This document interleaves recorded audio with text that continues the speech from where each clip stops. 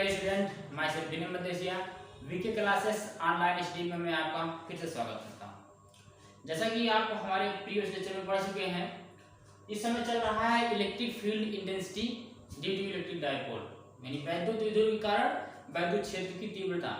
इसका 3 डेरिवेशन हमें करना था, एक इन एक्सिल, इन इक्वेटोरियल मीडियम और आपका एट एनी पॉइंट, यानी अच्छी स्थिति में, निरक्षीय स्थिति में और किसी व्यापक बिंदु पर, किसी भी बिंदु पर वैद्युत क्षेत्र की तीव्रता। तो 2 डेरिवेशन हम पिछले लेक्चर में कर चुके हैं, एक एक्सिल में, इक्वेटोरियल, एक अच्छी स्थिति में और एक निरक्षीय स्थिति में। इसका डेरिवेशन हम कर चुके हैं। आज जो तीसरा डेरिवेशन है एट एनी पॉइंट, यानी किसी भी बिंदु पर electric field intensity at any point and electric dipole, यानी वैद्युत क्षेत्र की तीव्रता किसी भी बिंदु पर हम आज ज्ञात करेंगे। किसके? वैद्युत द्विध्रुव के। वैद्युत द्विध्रुव के किसी भी बिंदु पर वैद्युत क्षेत्र की तीव्रता आज हमें ज्ञात करनी। ठीक है, तो चलिए स्टार्ट करते हैं। और जैसा कि हमने आपको अपने प्रीवियस लेक्चर में बताया है, ठीक है, कि जो हमारी हेडलाइन है उसी से ही आपको फिगर ड्रा करने हैं, उसी से ही आपको मानना भी है। यदि आप उसकी बेसिक जानते हो तो आसानी से ही आप उसी से फिगर ड्रा करोगे, फिगर रखना नहीं रहता। ठीक है, जैसे इसमें कह रहा है ना वैद्युत द्विध्रुव यानी इलेक्ट्रिक डायपोल, तो हम जानते हैं ना इलेक्ट्रिक डायपोल हमारे पास क्या क्या होता है कि 2 इलेक्ट्रिक डायपोल में हमारे पास 2 चार्जेस होते हैं, उनके बीच की डिस्टेंस होती है 2l। ठीक है, वही रिलेट करते हैं कि हमारे पास क्या है, एक इलेक्ट्रिक डायपोल है AB, इस पर जो है प्लस q तथा माइनस q चार्जेज है और इसकी जो बीच की जो डिस्टेंस है वो हमारी है 2l। ठीक है, हम मान लेते हैं कि यह प्रयोग जो है कहां कर रहे हैं, एक डाइलेक्ट्रिक मीडियम में कर रहे हैं। एक डाइलेक्ट्रिक मीडियम किसी कोई भी मीडियम आपका हो सकता है, इन फ्री स्पेस, एयर या आपका ग्लास या वाटर, कोई भी आपका डाइलेक्ट्रिक मीडियम हो सकता है। कोई हम मान लेते हैं किसी डाइलेक्ट्रिक मीडियम के में कर रहे हैं, कोई डाइलेक्ट्रिक मीडियम कैसा है के।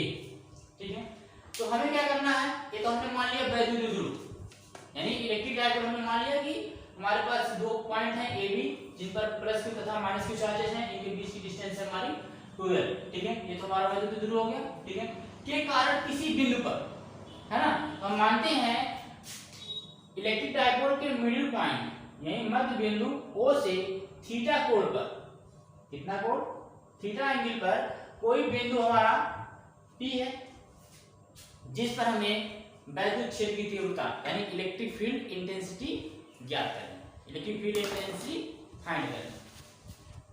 ठीक है,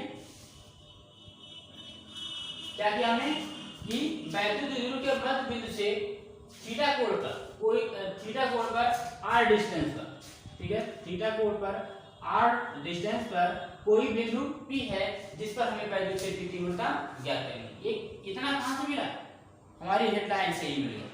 ठीक है, तो चूंकि हम पिछले जो लेक्चर में पढ़ चुके हैं इन एक्सिल या इन इक्वेटोरियल मीडियम में, देखते हैं कि एक्सिल पे होता तो तब भी हम प्लस q के कारण और माइनस q के कारण उस बिंदु पर देखते थे और फिर उसी का परिणाम निकाल लेते थे। इक्वेटोरियल मीडियम में होता था, अनुप्रस्थ स्थिति में होती थी यानी निरक्षीय स्थिति में होती थी, तब भी हम क्या करते थे, तब भी हमें दोनों पॉइंट से डिस्टेंस निकाल लेते थे। लेकिन यहाँ इस पॉइंट पर किसी भी मीडियम में हमें आज थीटा की वैल्यू कंफर्म नहीं है कि थीटा कितनी है, तो यह डिस्टेंस हमें कैलकुलेट करने में प्रॉब्लम होगी। कौन सी? ये डिस्टेंस A से P की डिस्टेंस, B से P की डिस्टेंस, दोनों डिस्टेंस में हमारा डिफरेंस ज्यादा होगा। ठीक है, और इस पॉइंट से हम इसको नहीं कैलकुलेट कर सकते। ठीक है, इसलिए क्या करेंगे, हम मान लेंगे कि जो हमारा ये इलेक्ट्रिक डायपोल है, इसका इलेक्ट्रिक डायपोल मूवमेंट P क्या मान लेंगे, माना वैद्युत द्विध्रुव आघूर्ण क्या है, वैद्युत द्विध्रुव आघूर्ण यानी electric dipole movement, electric dipole movement क्या मान लें हम, P मान लें। P इक्वल टू कितना होता है, Q इंटू 2l, ये भी आप पढ़ चुके हैं, equal to Q into 2l। ठीक है, अब यहाँ पर यदि हम इसके गुणन की बात करें तो यहाँ पर घूर्णन कहाँ से होगा, प्लस से माइनस की दिशा में होगा, ठीक है। अर्थात ये हमारा वैद्युत द्विध्रुव इस प्रकार से है, इलेक्ट्रिक डायपोल एक बार घूमेगा इस प्रकार से आएगा, फिर घूम कर किस प्रकार से आएगा, इस प्रकार से इसका घूर्णन होगा, है ना। इसलिए इस पर हमें दो एक्सिस मिल जाएंगे, एक एक्सिस हम यहां ले लें A1 B1 और दूसरी एक्सिस हमें यहां पर मिलेगी,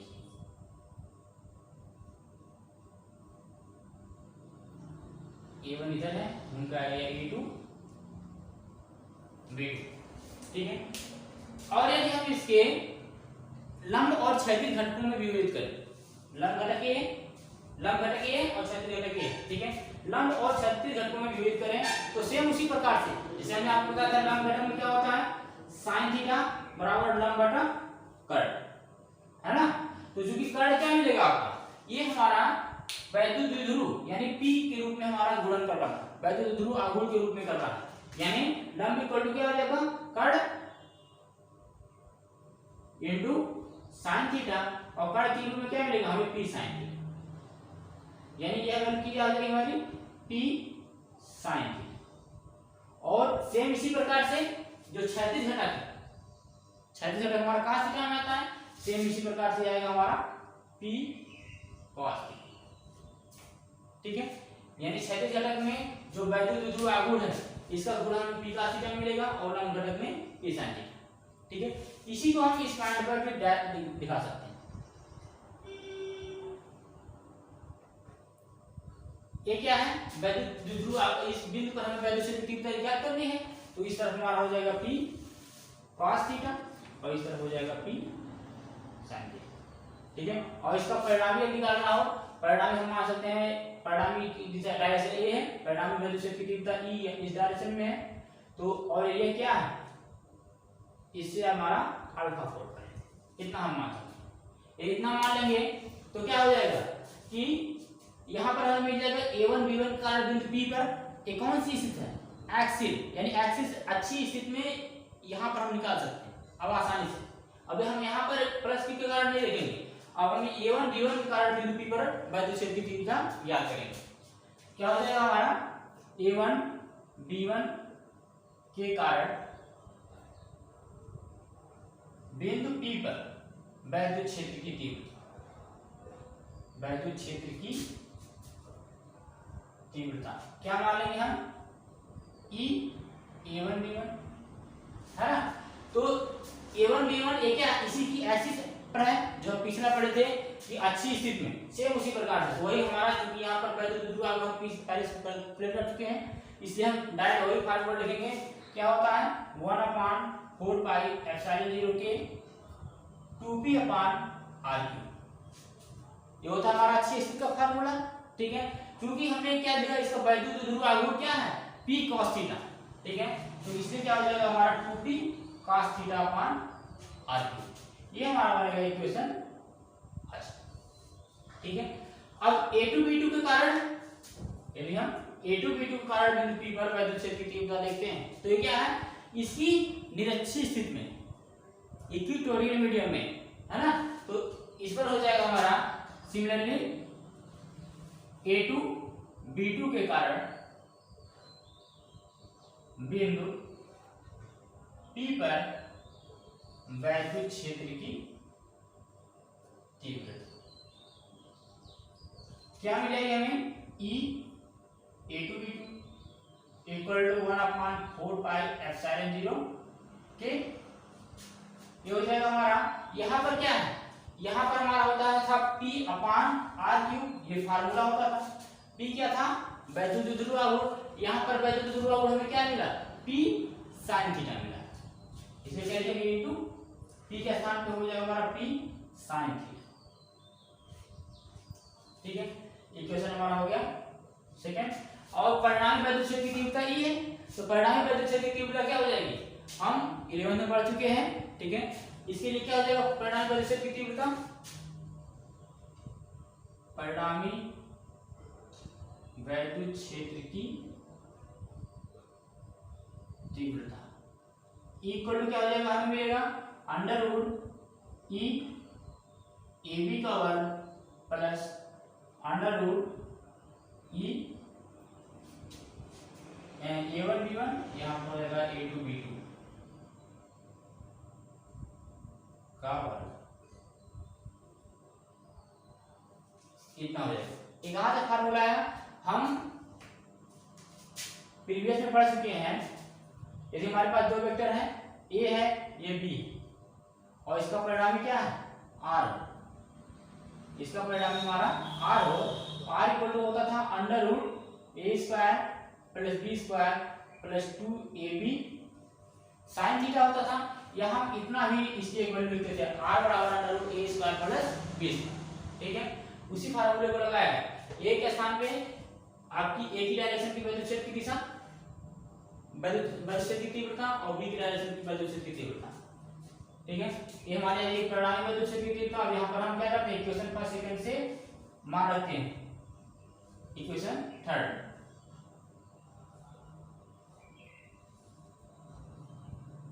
ठीक है, इक्वेशन फर्स्ट सेकंड एवं थर्ड से क्या हमें मिल जाएगा, equal to under root E A1 B1, E A1 B1 का वैल्यू क्या है 1/4 पाई एप्सिलॉन 0 के 2p cos theta upon r3, इसका होल स्क्वायर प्लस ई A2 B2 का स्क्वायर। A2 B2 कितना है, इसकी वैल्यू हमारे पास है 1/4 पाई एप्सिलॉन 0 के p sin theta upon r, ये इसका है ना। अब देखिए दोनों में हमारा 1/4 पाई एप्सिलॉन 0 के p अपान r3, 1/4 पाई एप्सिलॉन 0 के p अपान r3 दोनों में हमें मिल रहा है। ठीक है, इसीलिए इसे रूट के अंदर ही काम ले लेते हैं। इक्वल टू क्या मिल जाएगा, रूट के अंदर हमें मिलेगा 1/4 पाई एप्सिलॉन 0 के p अपान r3, और अगला हमारा हो जाएगा यहाँ पर हमारा कितना हो जाएगा p अपान r3 2 cos theta, 2 cos theta का स्क्वायर प्लस यहाँ पर भी आपका p अपान r3 काम हो चुका है, इसलिए sin थीटा का स्क्वायर, इतना हो जाएगा। ठीक है, इतना क्लियर है, तो फिर इसके आगे चलते हैं। इतना एक बार फिर समझ लीजिए, इसके बाद फिर आगे चलते हैं। ठीक है, तो हमने पहले क्या किया, वैद्युत द्विध्रुव का कारण हमें देखना है, तो हमने मान लिया माना एक वैद्युत द्विध्रुव AB जिस पर प्लस q तथा माइनस q आवेश है, इससे थीटा कोण पर r डिस्टेंस पर कोई बिंदु P है जिस पर हमें वैद्युत क्षेत्र की तीव्रता ज्ञात करनी है। क्योंकि ये किसी पॉइंट पर हो सकता है, आपका भी पॉइंट भी यहाँ पर किसी भी पॉइंट पर आपका हो सकता है। ठीक है, इसीलिए हमने क्या किया कि हमने लेट कर लिया कि इसका वैद्युत द्विध्रुव आघूर्ण क्या है, P है, P बराबर Q * 2L। ठीक है, तो इसकी डायरेक्शन क्या हो जाएगी, प्लस से माइनस की तरफ, अर्थात वैद्युत द्विध्रुव आघूर्ण एक समय इस तरफ घूमेगा, उसके बाद इस प्रकार आएगा, फिर इस प्रकार। ठीक है, अर्थात इसकी यदि हम इसका इसके दो ध्रुव मिलेंगे A1 B1 और A2 B2, तो A1 B1 कारण बिंदु P पर वैद्युत क्षेत्र की तीव्रता क्या हो जाएगी 1/4 पाई एप्सिलॉन 0 के 2p अपान r3 इनटू cos थीटा। ठीक है, क्योंकि वैद्युत द्विध्रुव आघूर्ण हमारा इसमें p अपान 2p अपान r3 आता था, यहाँ वैद्युत द्विध्रुव आघूर्ण में आ गया p cos थीटा, और इसमें वैद्युत द्विध्रुव p sin थीटा। इसी प्रकार से इसमें हो जाएगा e A2 B2 1/4 pi epsilon 0 के p अपान r3 इनटू sin थीटा। ठीक है, अब परिणामी वैद्युत क्षेत्र की तीव्रता निकालनी है, तो e बराबर क्या हो जाएगा अंडर रूट हमारा होता था a square plus b square, परिणामी वैद्युत क्षेत्र की तीव्रता r बराबर under root a square plus b square, तो यहाँ पर हमारा हो जाएगा अंडर रूट e A1 का square plus e A2 B2 का स्क्वायर। तो यही समीकरण 1 और 2 का मान इसी समीकरण 3 में हम रखते हैं, तो बस इसे सॉल्व कर लेते हैं। ये थोड़ा सा और सॉल्व करते हैं, ये हमारा हो जाएगा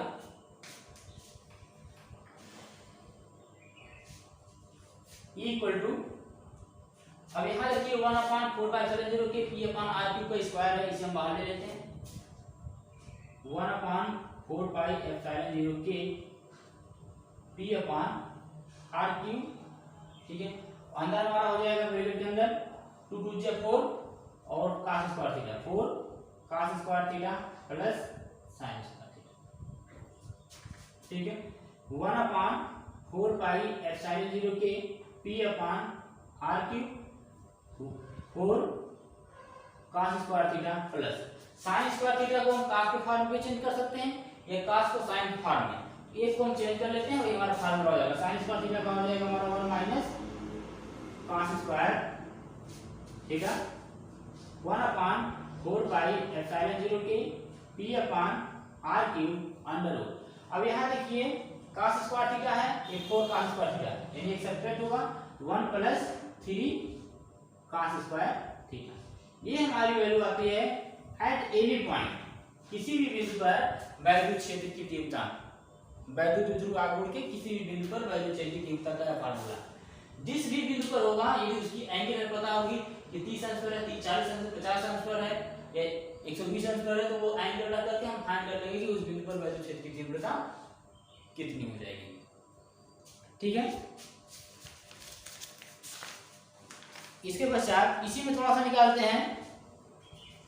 यदि वैद्युत क्षेत्र की तीव्रता P से कितनी कोण बनाती है, अल्फा कोण बनाती है, तो इस अल्फा कोण का मान कितना हो जाएगा।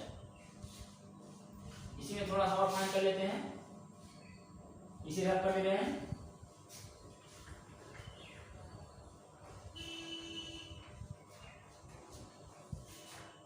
वैद्युत क्षेत्र की तीव्रता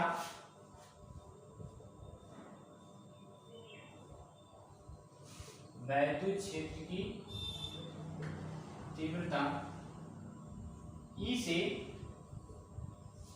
फाई कोण बनाती है। ठीक है, E से कितनी कोण बना रही है हमारी, E से हमारा फाई माने, ठीक है, तो फाई लिख देते हैं, चाहे अल्फा लिखें, जो भी लिखना चाहे मान सकते हैं, फाई कोण बनाती है। ठीक है, तो tan फाई इक्वल टू क्या हो जाएगा, tan phi equal to tan हमारा होता है लंब बटा आधार। ठीक है, लंब क्या हो जाएगा हमारा a2 b2 एक्सिस के कारण बिंदु P पर वैद्युत क्षेत्र की तीव्रता है ना, यानी कौन सी होगी हमारी 1 अपान 4 पाई एप्सिलॉन 0 P अपान R cube, P sin theta upon R cube.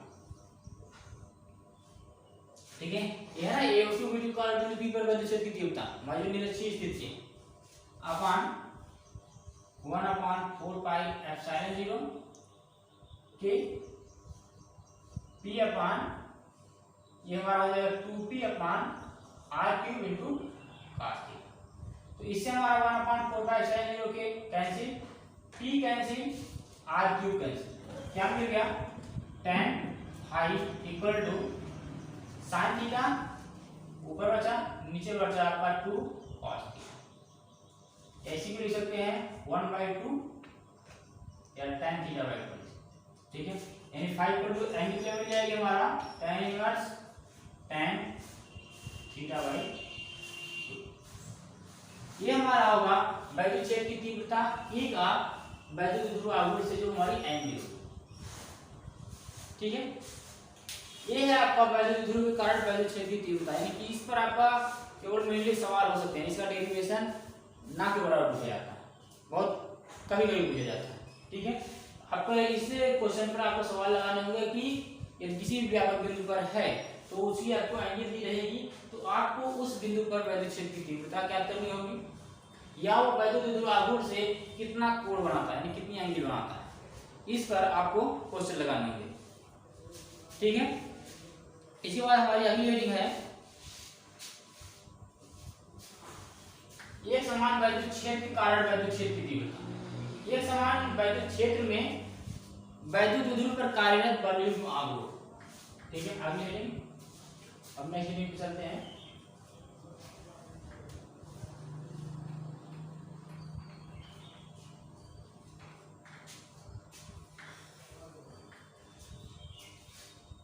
हमारी अगली हेडिंग है एक समान वैद्युत क्षेत्र में रखे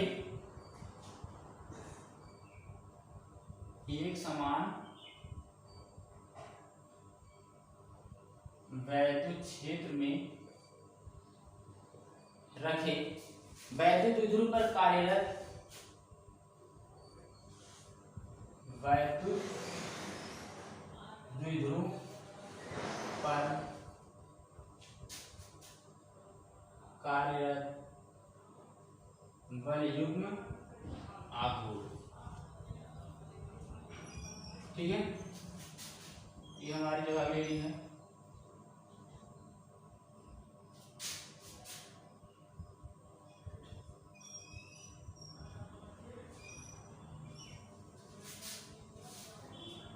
कार्यक बल युग्म आघूर्ण यानी torque acting on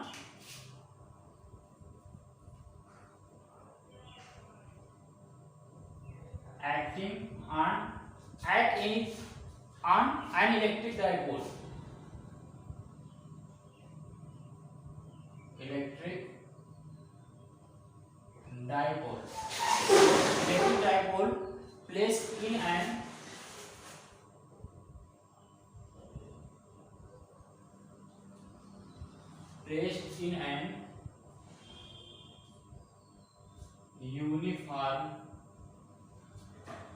uniform electric field।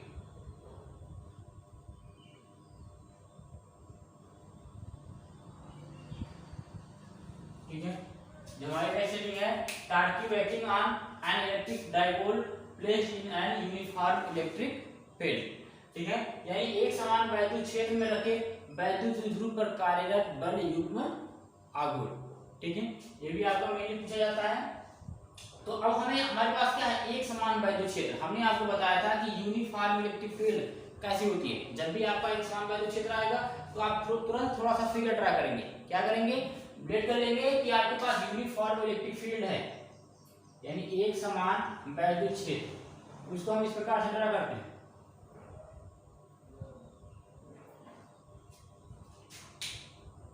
ये क्या है हमारा, एक समान वैद्युत क्षेत्र। इसे क्या करते हैं, हम डॉटेड दिखाते हैं और इसकी लाइन क्या है, क्षैतिज में इक्वल रहे। ठीक है, ये क्या हमारा इसको करता है कि हमारी यूनिफॉर्म इलेक्ट्रिक फील्ड है, यानी एक समान वैद्युत क्षेत्र है। इसमें क्या है, एक समान वैद्युत क्षेत्र में रखे वैद्युत द्विध्रुव पर कार्यरत बल युग्म आघूर्ण। ठीक है, इसमें कोई वैद्युत द्विध्रुव रखा गया है, इस पर हमें देखना कितना बल युग्म आघूर्ण लगता है, यानी उस वैद्युत द्विध्रुव को घुमाने में वैद्युत क्षेत्र को कितना बल लगाना पड़ता है। ठीक है, तो लेट कर लेते हैं। इसमें मान लेते हैं कि हमारा एक समान वैद्युत क्षेत्र हमारा ई है। ठीक है, और ये प्रयोग हम कहाँ कर रहे हैं, किसी डाइलेक्ट्रिक मीडियम में कर रहे हैं, डाइलेक्ट्रिक मीडियम के भी कर रहे हैं। और इसमें मान लेते हैं कि एक वैद्युत द्विध्रुव आघूर्ण है ए बी, एक वैद्युत द्विध्रुव हमारा है ए बी, जिस पर प्लस क्यू और माइनस क्यू चार्ज है, और जिसकी डिस्टेंस कितनी है, ये हमारी 2 है। ठीक है, अब मान लेते हैं कि इस पर जो है यह वैद्युत द्विध्रुव से कितने थीटा एंगल पर रखा गया, वैद्युत क्षेत्र से ये थीटा एंगल पर रखा गया। तो क्या होगा, इस पर आपका एक बल लगेगा, एक ऊपर की दिशा में भी, एक नीचे की दिशा में। जैसे आपने सिंपल में देखा होगा, जैसे जल की धारा आपकी बह रही हो, जैसे नदी में बह रही हो, तो कोई लकड़ी इस प्रकार से यदि आप ले जाके रखेंगे, उसमें ले जाएंगे, यानी जल की धारा में यदि आप ऐसे ले जाएं, तो क्या होगा, इस पर भी जल की धारा बल लगाएगी और नीचे से भी इस पर जल की धारा बल लगाती है। ठीक है, ये बल तब तक लगाती है जब तक कि यह उसी के समान ना हो जाए, उसी में बहने ना लगे। ठीक है, अर्थात वैद्युत द्विध्रुव पर वैद्युत क्षेत्र की तीव्रता एक फोर्स लगाएगी, यह फोर्स क्या करेगी, इसको घुमा करके, यानी वैद्युत द्विध्रुव को घुमा करके वैद्युत क्षेत्र की दिशा में करने का प्रयत्न करती है। ठीक है, इस बल को जो फोर्स लगाती है, इस फोर्स को बोलते हैं, इस बल को बोलते हैं प्रत्यानयन बल। ठीक है, इस बल को हम बोलेंगे प्रत्यानयन बल। क्योंकि यहाँ पर देखेंगे प्लस क्यू है। ठीक है, इसकी यह ऊपर की दिशा में, अर्थात इसका बल जो है नीचे की दिशा में आगे लगेगा, और माइनस क्यू पर बल की दिशा विपरीत लगेगी, यानी बल का परिमाण तो समान होगा लेकिन बल की दिशा भिन्न भिन्न होगी। तो हम मान लेते हैं कि प्लस क्यू आवेश पर तो लगने वाला बल कितना होगा, वैद्युत क्षेत्र द्वारा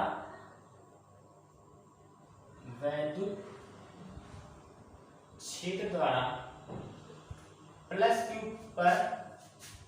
क्यू आवेश पर लगने वाला बल, यानी इलेक्ट्रिक फील्ड द्वारा प्लस की चार्ज पर लगने वाला फोर्स कितना होगा हमारा, F equal to Q into E. ठीक है, force F equal to Q into E, यानी क्या होता है, फोर्स बल बराबर द्रव्यमान गुणे त्वरण। ठीक है, द्रव्यमान इसका Q आपका Q ही रहेगा। ठीक है, द्रव्यमान के रूप में है, और उसमें त्वरण कितना लग रहा है, फोर्स आपका इसका लग रहा है इलेक्ट्रिक फील्ड। ठीक है, यानी इसलिए हमारी होगी F equal to Q into E. ठीक है, इसकी डायरेक्शन क्या होगी, वैद्युत क्षेत्र की दिशा। ठीक है, और जो है माइनस क्यू आर स्क्वायर, वैद्युत क्षेत्र द्वारा माइनस क्यू आवेश पर लगने वाला बल, ये कितना होगा हमारा, यदि हम इसको क्या मान लें, एफ ए मान लेते हैं। ठीक है, इसको मान लेते हैं एफ बी। एफ बी बराबर कितना होगा हमारा, ये भी हमारा क्यू ई होगा। ठीक है, बल का परिमाण केवल बल की जो नेचर, परिमाण का नेचर है, आवेश का जो नेचर है चार्ज का, वो नेगेटिव है, लेकिन बल कितना लगेगा, इस परिमाण पर क्यू परिमाण पर बल कितना, उतना ही बल लगेगा जितना कि एफ ए पर लगेगा। अर्थात इसका परिमाण बराबर होगा, मैग्नीट्यूड सेम होगा, पर नेचर क्या होगी, अपोजिट होगी, विपरीत होगी। ठीक है, अब चूंकि हम क्या निकालना है, इस पर कार्यरत बलयुग्म आघूर्ण। ठीक है, तो बलयुग्म आघूर्ण को हम टाउ से डिनोट करते हैं, बलयुग्म आघूर्ण को टाउ से डिनोट करते हैं। बलयुग्म आघूर्ण का क्या होता है, बल गुणे किसी एक चार्ज का परिमाण, किसी एक आवेश का परिमाण तथा इनके बीच की जो लंबवत डिस्टेंस होती है, यानी लंबवत डिस्टेंस हमारी ये हो जाएगी। यानी बलागु बराबर क्या होता है, किसी एक बल का परिमाण, किसी एक बल का परिमाण गुणे दोनों आवेशों के बीच की लंबवत दूरी, या दोनों बलों के बीच की लंबवत दूरी, दोनों बलों के बीच की लंबवत दूरी।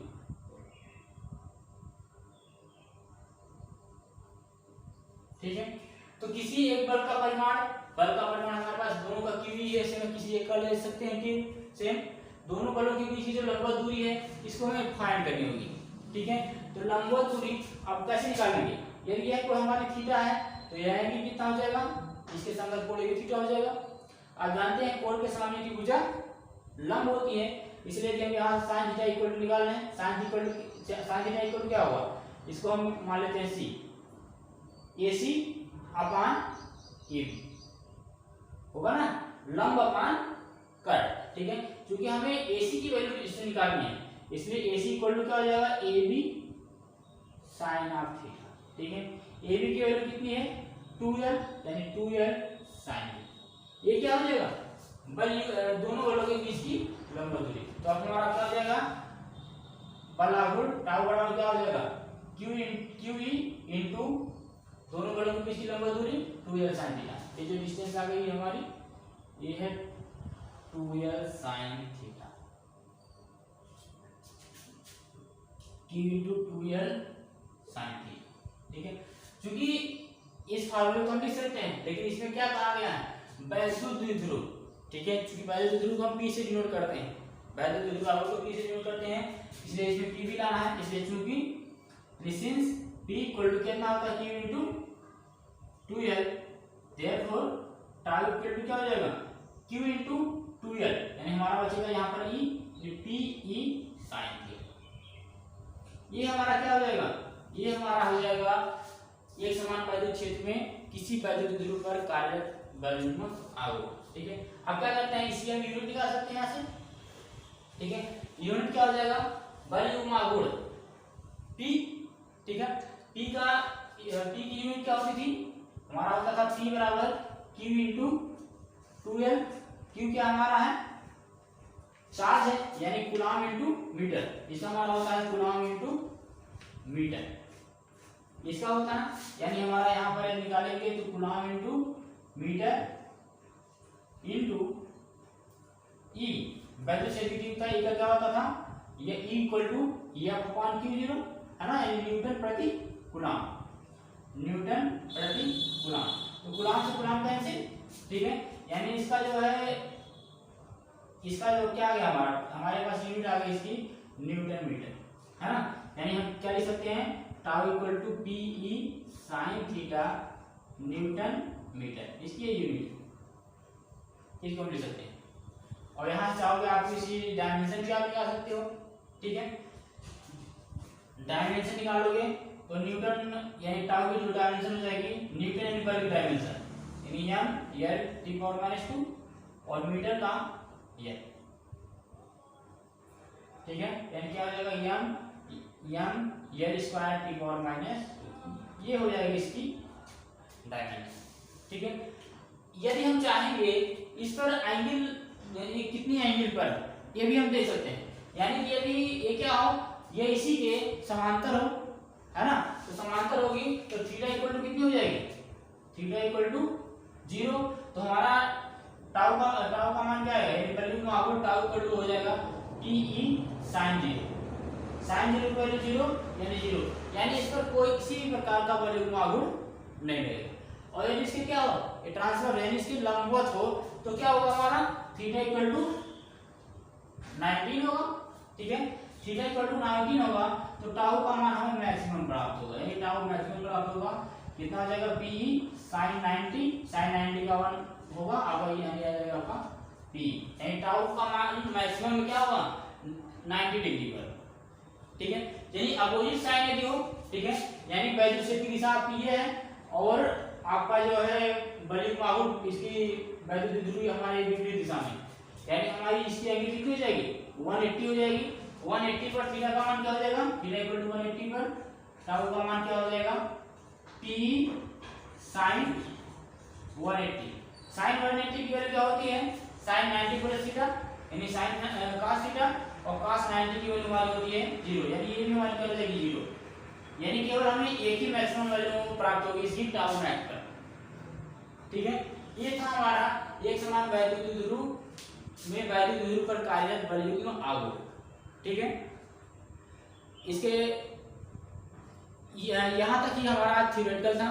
इसके बाद अब हमारा कल से न्यूमेरिकल स्टार्ट होगा, इसलिए इसमें इसको आप अच्छे से इसके सारे फार्मूले को आपको एक बार रिवाइज फिर कर लीजिएगा ताकि आपको कल से जो है न्यूमेरिकल लगाने में प्रॉब्लम ना, ठीक है।